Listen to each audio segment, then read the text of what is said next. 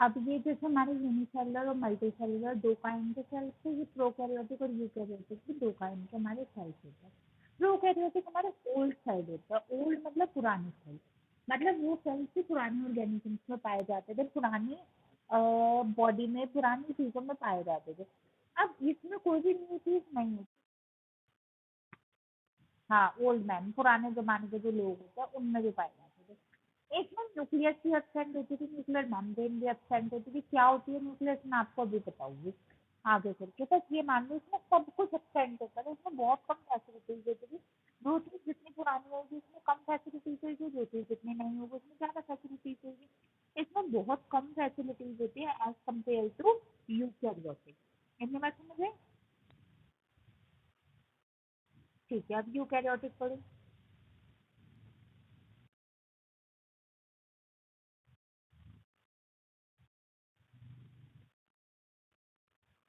अब ये नए, हाँ, यंग पीपल में आज के ज़माने के लोग में न्यू जनरेशन में होते हैं, ये वो न्यू सेल्स होते हैं। इसमें न्यूक्लियर मेम्ब्रेन भी प्रेजेंट होती है, इसमें ज़्यादा फैसिलिटीज होती है as compare to old cell. समझ गए? नेक्स्ट पढ़ो, सेल ऑर्गेनेल।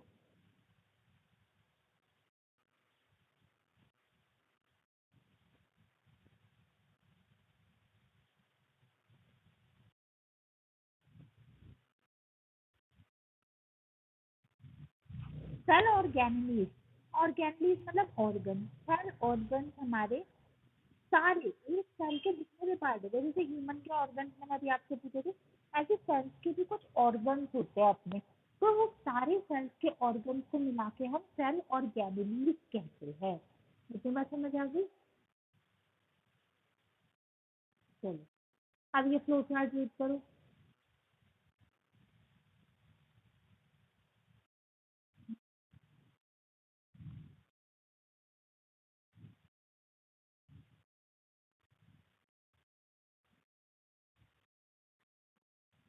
रुक जाओ, पहला न्यूक्लियस ठीक बोला, सेकेंड हमारा गोगली एपरेटस। बोलो गोगली एपरेटस। फिर ईआर, ईआर का फुल फॉर्म होता है एंडोप्लाज्मिक रेटिकुलम। एसईआर की स्मूथ एंडोप्लाज्मिक रेटिकुलम और रफ एंडोप्लाज्मिक रेटिकुलम। ये फोर्थ हमारा लाइजोसोम। बोलो एक बार लाइजोसोम। फोर्थ बोले लाइजोसोम। नेक्स्ट हमारा वैक्यूल। वैक्यूल पढ़ो, वैक्यूल।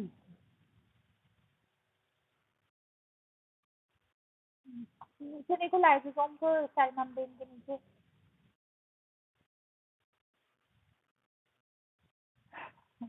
ठीक है, नेक्स्ट हमारा सेल मेम्ब्रेन। ठीक है, अब सेल मेम्ब्रेन, हाँ,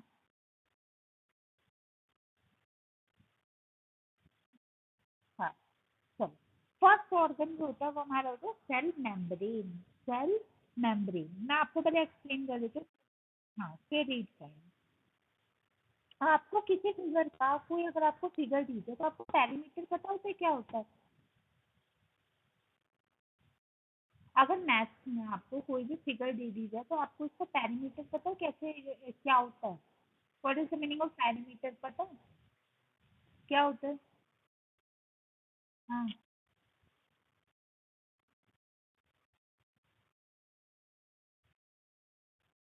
नहीं एक ही होता है, बस मुझे पूरा मैथ्स वाले का मतलब बता दो, पैरामीटर का मतलब क्या होता है?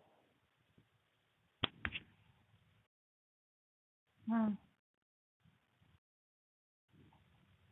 इतना टफ हिंदी का वर्ड, इतना टफ वर्ड। पैरामीटर मतलब होता है बाउंड्री, किसी फिगर की बाउंड्री। जैसे ट्रायंगल की बाउंड्री होती है, स्क्वायर की, रेक्टेंगल की बाउंड्री होती है, तो कोई चीज बाउंड्री बाउंड्री पे चलना उसे हम कहते हैं पैरामीटर। सेल मेम्ब्रेन भी हमारी पैरामीटर। हाँ, हाँ, सेल, हाँ, सेल मेम्ब्रेन हमारी पैरामीटर जैसी होती है। इसका दूसरा नाम प्लाज्मा मेम्ब्रेन भी होता है, इसी को ही हम प्लाज्मा मेम्ब्रेन भी कहते हैं। इसमें क्या होता है, ये देखो क्या काम करते हैं, ये ऐसा ना बॉडी गार्ड का काम करती है। मतलब सेल की आउटर लेयर होती है और इसका काम क्या होता है, इस चीज से। आवाज आ रही है? वंश आवाज आ रही है?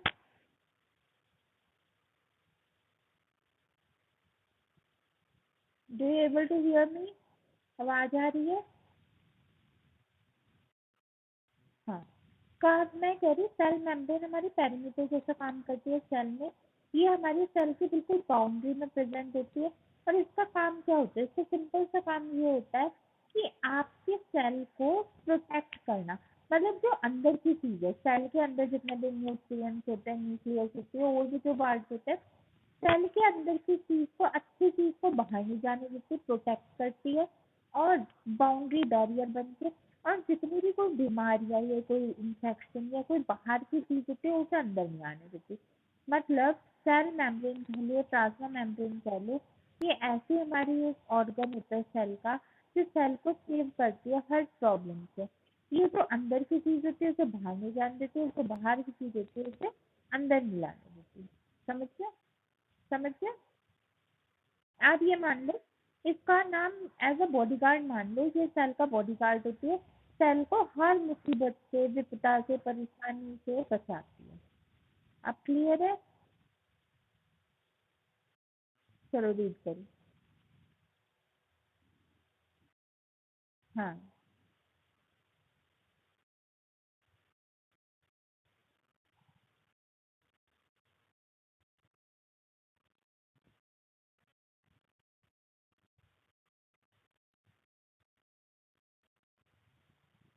अब सेल मेम्ब्रेन वही दूसरा नाम प्लाज्मा मेम्ब्रेन होता है। सेल मेम्ब्रेन हमारे सेल को सेव करने में हेल्प करती है। सेल मेम्ब्रेन हमें स्टॉप करती है ना कोई भी बाहरी डेंजरस आइटम को अंदर घुसने से और अंदर की चीज को बाहर जाने से। क्लियर होगा? चलो न्यूक्लियस। अब न्यूक्लियस देखो मैं थोड़ा समझा देती तो आपको ज्यादा जल्दी समझ आ जाता है। न्यूक्लियस एक हमारा ऑर्गन होता है सेल का पार्ट होता है। इसे हमें है ना ब्रेन ऑफ द सेल दिखाया जाता है। जैसे थोड़े एक्सटर्नल पूछते कंप्यूटर का ब्रेन क्या कहलाया जाता है? मतलब कंप्यूटर का ब्रेन कौन सा होता है?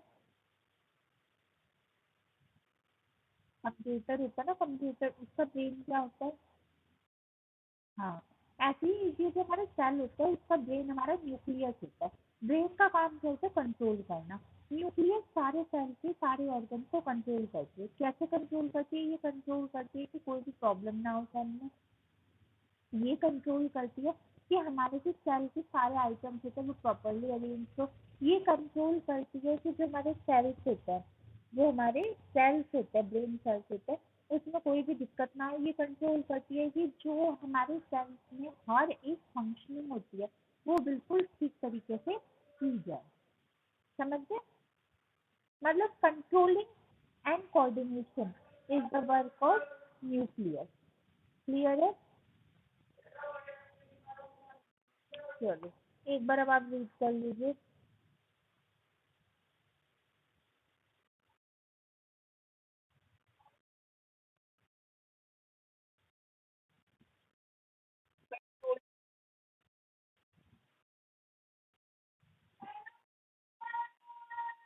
Give information information.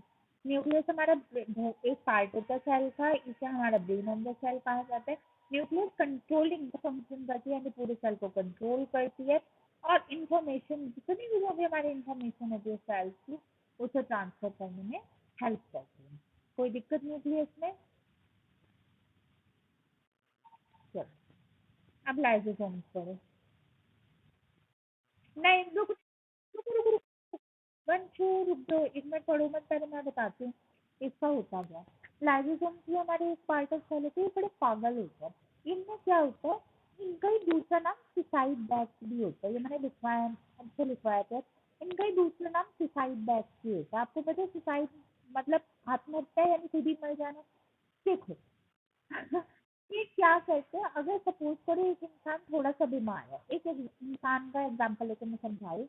अगर एक इंसान थोड़ा सा भी बीमार है वो खुद ही उस इंसान को जान से मार देते कि भाई तू बीमार क्यों हो गया। यही लाइसोसोम्स करते हैं। लाइसोसोम्स में अगर कोई एक सेल थोड़ा सा भी डिस्ट्रॉयड है थोड़ा सा भी बीमार है थोड़ी सी प्रॉब्लम है किसी एक सेल में तो लाइसोसोम खुद बस्ट हो जाते हैं। बस्ट में खुद ही फट जाते हैं खुद ही फट के अपने ही सेल को मार देते हैं। चाहे वो मरे ना क्या पता वो ठीक भी हो जाए। लेकिन अगर थोड़ी सी भी प्रॉब्लम है सेल के अंदर सेल हल्का सा भी बीमार है, हल्की सी भी प्रॉब्लम है, खुद ही फट जाता है, खुद ही पार्टिकल से मार देता है सेल को। समझ गए? इसीलिए इसे सोसाइटल डेथ भी कहा जाता है। एक बार रीड करो।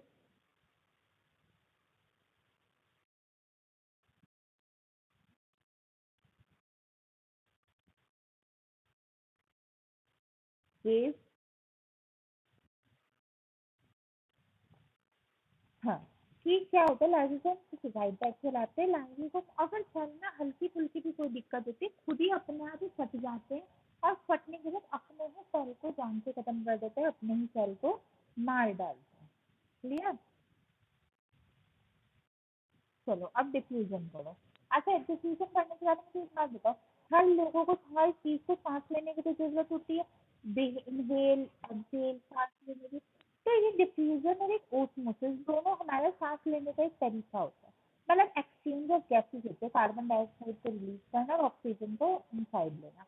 डिफ्यूजन हमारी एक्सचेंज ऑफ गैसेस होती है सेल के अंदर, किसी भी स्टेट में, या तो सॉलिड स्टेट में या लिक्विड स्टेट में, नहीं या सॉलिड स्टेट में, गैसियस स्टेट में।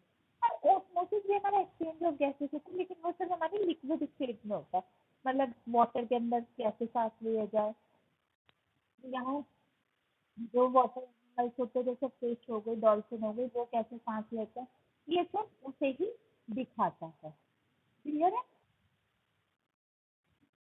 एक बार डिफ्यूजन रीड करो।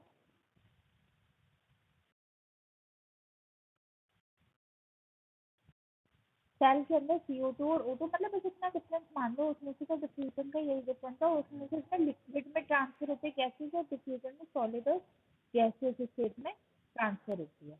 क्लियर? एक बार ऑस्मोसिस भी रीड कर लो।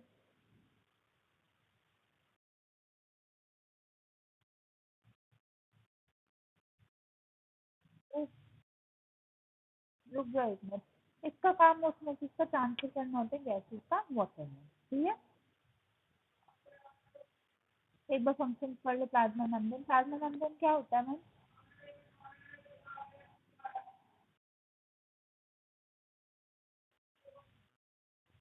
प्लाज्मा मेम्ब्रेन क्या होती है? हाँ,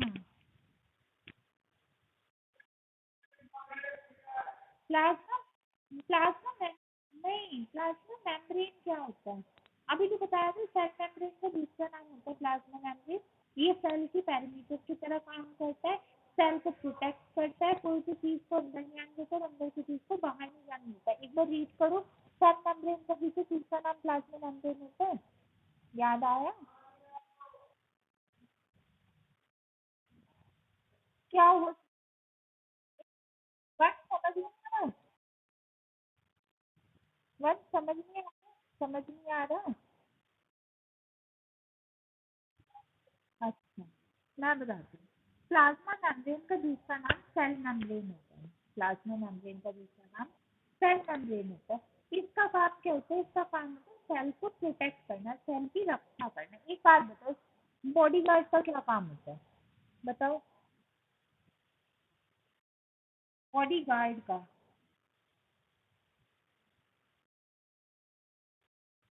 ऐसे ही, ये प्लाज्मा मेम्ब्रेन बॉडी गार्ड की तरह हेल्प करती है, ये सेल को प्रोटेक्ट करती है। अंदर की चीज को बाहर नहीं जाने देती, बाहर की चीज को अंदर नहीं आने देती, यानी सेल के अंदर की चीज को बाहर नहीं जाने देती, जो बाहर की जो सेल्स की चीज होती है उन्हें अंदर नहीं आने देती। क्लियर? Clear clear? ठीक है। इसका पहला फंक्शन होता है वही के अंदर और बाहर, ये सेल को सेव करती है। चलो, अब एक मिनट में सेल वॉल बताती हूँ। एक मिनट। सेल वॉल यानी सेल के लिए एक दीवार। सेल वॉल हमारे प्लाज्मा मेम्ब्रेन से भी बाहर होती है, मतलब प्लाज्मा मेम्ब्रेन का काम होता है सेव करना सेल को। सेल वॉल हमारी प्लाज्मा मेम्ब्रेन से भी बाहर होती है, मतलब डबल प्रोटेक्शन। जैसे आपको कहीं जाना हो तो 2 स्टेप वेरिफिकेशन होता है ना, कि पहले एक बॉडी गार्ड चेक करेगा, फिर दूसरा बॉडी गार्ड चेक करेगा। इसे मान लो सेल वॉल का मान लो बॉडी गार्ड नंबर 1 और इसे मान लो बॉडी गार्ड नंबर 2। तो ये दोनों आपस में अपनी सेव करते हैं, ये दोनों आपस में मिलके अपना जो सेल वॉल होती है, ये आपस में मिलके सेल को सेव करती है। मतलब जैसे प्लाज्मा मेम्ब्रेन होती है ऐसी सेल वॉल होती है, बस ये मान लो सेल वॉल प्लाज्मा मेम्ब्रेन से पहले होती है, मतलब first cell wall second plasma membrane. समझे? रीड करो।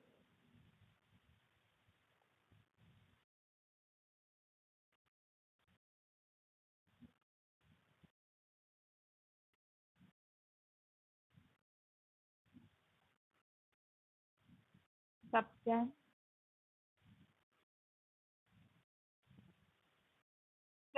स्ट्रेंथ।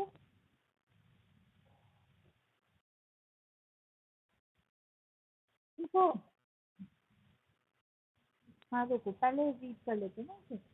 ये हमारा जो होता है सेल वॉल, कोई बात नहीं। जो सेल वॉल मैंने आपको पहले बताया था वो सेल से बाहर प्रेजेंट होती है, सेल वॉल के अंदर सेलुलोज होता है। सेलुलोज एक हमारा सब्सटेंस होता है जो हमारे प्लांट को एनर्जी प्रोवाइड करता है। और एक चीज याद रखना, सेल वॉल हमारे प्लांट सेल में होती है, एनिमल सेल्स में नहीं होती, यानी प्लांट्स में ही होती है, एनिमल्स में नहीं होती सेल वॉल। और प्लाज्मा मेम्ब्रेन लेकिन दोनों में होती है। क्लियर है? ये बहुत धीरे धीरे वाला चैप्टर था, आपका बहुत जल्दी हो रहा है, बस थोड़ा बहुत समझ लो, फिर मैं स्लोली भी समझा दूंगी। ठीक है, इसके फंक्शन पढ़ लो, फंक्शन और सेल वॉल पढ़ लो।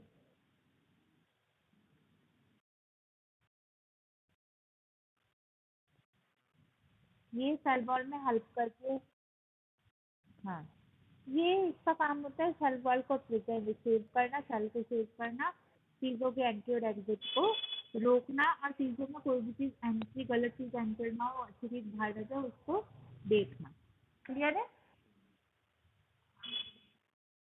चलो, अब है plasmolysis. Plasmolysis. When a living plant uses water through osmosis, there is a concentration of cell wall. This is known as plasmolysis. देखो, जब हमारी, मैं बता दूं, वैसे ये आपको इतना इम्पोर्टेंट नहीं है और ना ही टॉपिक है, फिर भी बस ये सुनिए, जब ओस्मोसिस क्या होता है बताओ, ओस्मोसिस क्या होता है? ओस्मोसिस।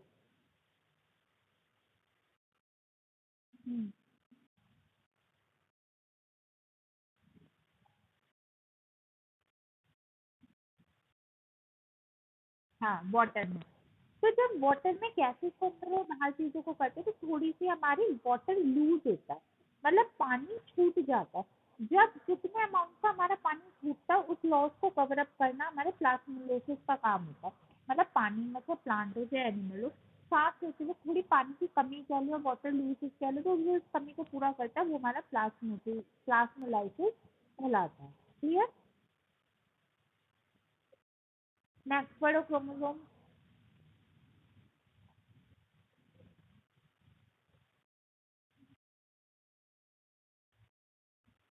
डीऑक्सी,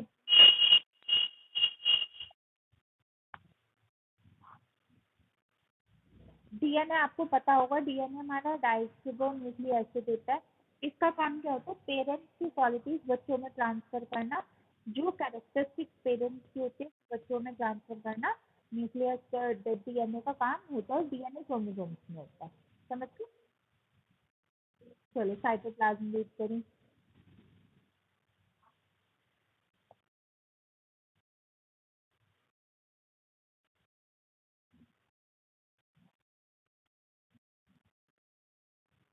सेल साइटोप्लाज्म हमारे फ्लूइड लाइक कंसिस्टेंट होते हैं जो हमारे प्लाज्मा मेम्ब्रेन में होता है, मतलब प्लाज्मा मेम्ब्रेन हमारे साइटोप्लाज्म से मिलकर बनता है। फ्लूइड यानी एक लिक्विड का सब्सटेंस होता है, और ये हेल्प करता है सब प्लाज्मा मेम्ब्रेन को अपने काम करने में। प्लाज्मा मेम्ब्रेन काम होता है हमारा बॉडी कार्ड नंबर 2, यानी सेल को सेव करना, उसको करने में ये हेल्प करता है। मतलब ये इसके अंदर होता है प्लाज्मा मेम्ब्रेन में। क्लियर? नेक्स्ट होता है हमारा रेटिकुलम। एक मिनट, आपको पता है ड्राइवर का क्या काम होता है? Do you know what is the work of a driver? ये भी बिल्कुल वैसे ही करता है एंडोप्लाज्मिक रेटिकुलम। ये आप सेल से, मतलब सेल में, अभी मैं बताऊंगी खाना कहाँ स्टोर होता है। जहाँ पे खाना स्टोर होता है वहां से लेकर अलग अलग अलग अलग ऑर्गन को, जिन जिन को भी उस चीज की नीड होती है, उसको जाके खाना, चीजें, सब्सटेंस, गैसेस ट्रांसफर करता है। एंडोप्लाज्मिक रेटिकुलम ऐसा हमारा ड्राइवर होता है जो सेल में सारी चीजें एक ऑर्गन से दूसरे ऑर्गन में ट्रांसफर करता है। समझ गए? चलो रीड करो।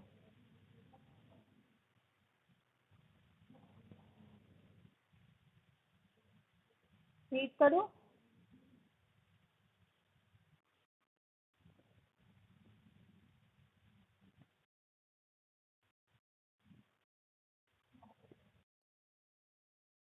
हाँ,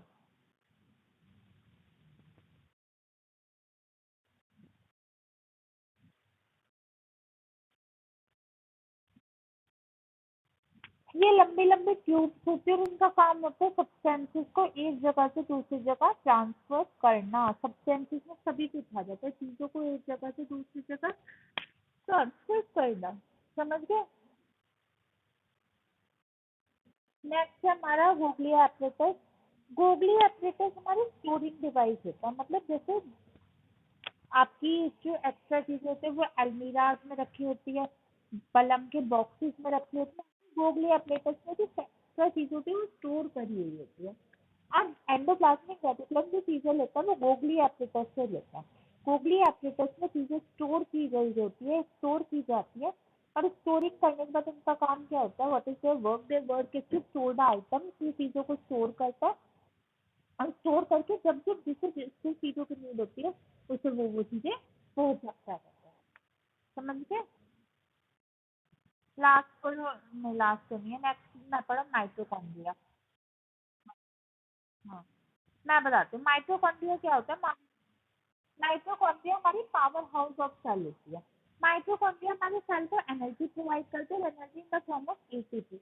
एटीपी हमारा सब्सटेंस होता है जिसके थ्रू हमारी एनर्जी प्रोवाइड की जाती है सेल्स में। आपको ये लर्न करना पड़ेगा, वंस इनके एमसीक्यू बन के आते हैं, नोट्स लर्न करना, आपके एमसीक्यू हो जाए।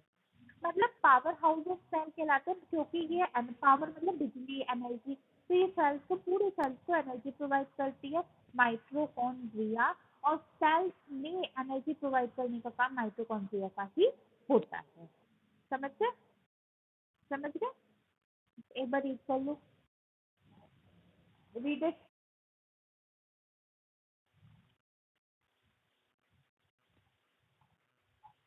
समझ गए? जो मैंने बताया था वही है। लास्ट, सेकंड लास्ट पढ़ो, प्लास्टिड। मैं पहले बता देती हूँ, रुक जाओ। बस रुको, पहले एक बार मैं बता देती हूँ, फिर ज़्यादा जल्दी समझ आ जाता है। प्लास्टिक हमारे प्लांट्स में ही प्रेजेंट होता है। प्लास्टिक के तीन पार्ट होते हैं, क्रोमोप्लास्ट, क्लोरोप्लास्ट और ल्यूकोप्लास्ट। क्लोमोप्लास्ट क्लोमोप्लास्ट हमारा फोटोसिंथेसिस होता है। क्रोमोप्लास्ट के द्वारा आपके प्लांट्स अपना फूड, जैसे फोटोसिंथेसिस होता है ना, उसके थ्रू बना सकते हैं। क्रोमोप्लास्ट कलर्ड प्लास्टिड होता है, ये कलर रंग बिरंगा होता है और इसके थ्रू प्लांट्स अपने फूड को बनाते हैं। हाँ, प्लास्टिक हमारे प्लांट्स में ही प्रेजेंट होते हैं। हेलो, अभी भी वॉइस नहीं आ रही? वंश आ रही है? आवाज आ रही है? Am I able to hear you? आवाज आ रही है? वंश नहीं आ रही?